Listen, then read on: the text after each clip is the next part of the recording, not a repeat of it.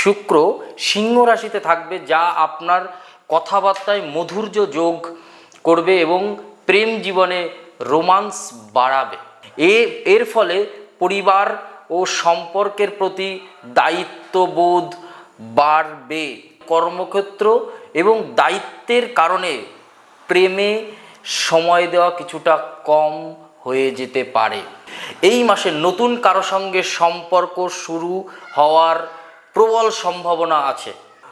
ভালো একটা জায়গা আপনাকে মধুর কোনো সম্পর্ক, যা হঠাৎ করে সেটা সোশ্যাল মিডিয়া থেকে হতে পারে বা আপনার বন্ধু সার্কেল থেকে হতে পারে, যারকে আপনার ভালো লাগে, সেটা হঠাৎ করে ভালোবাসায় পরিণত হতে পারে।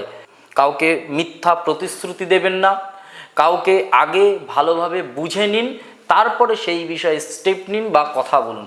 আপনি যদি সম্পর্কে থাকেন, মাসের শুরুতে সামান্য ভুল বোঝাবুঝি হতে পারে।